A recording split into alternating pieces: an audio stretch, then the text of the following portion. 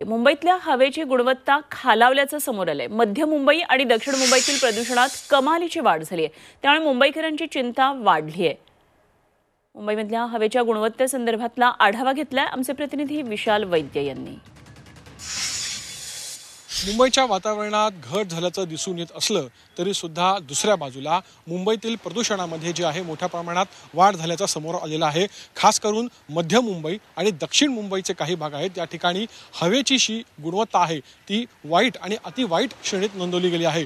मध्य मुंबईचा विचार केला तर गोवंडी आणि शिवाजीनगर भागामध्ये जे आहे ती वाईट श्रेणीतील हवा जी आहे नोंदवली गेली आहे। तर दुसरीकडे दक्षिण मुंबईचा कुलाबा असेल, नेवीनगर जो भाग असेल त्या ठिकाणी अति वाईट श्रेणीतील हवा जी आहे ती नोंदवली गेली आहे। त्यामुळे या ठिकाणी जे राहणारे नागरिक आहेत, खास करून ज्यांना श्वसनाचा विकार असेल, ज्यांना फुफ्फुसांचे आजार असतील, गर्भवती महिला असतील आणि लहान मुलं असतील, यांनी विशेष काळजी घेण्याचं आवाहन जे आहे ते डॉक्टरांनी केलेलं आहे। घराबाहेर पडताना मास्क लावूनच बाहेर पडावं अशा प्रकारचा सल्ला जो आहे तो या ठिकाणी डॉक्टरांनी दिलेला आहे। त्यामुळे एकूणच जरी थंडी असली मुंबईत तरी मात्र वाढलेलं जे प्रदूषण आहे त्याने मुंबईकरांची चिंता वाढलेली आहे आणि अजून आणखी 2 ते 3 दिवस अशा प्रकारची स्थिती मुंबईत कायम राहील असा अंदाज व्यक्त करण्यात येतोय।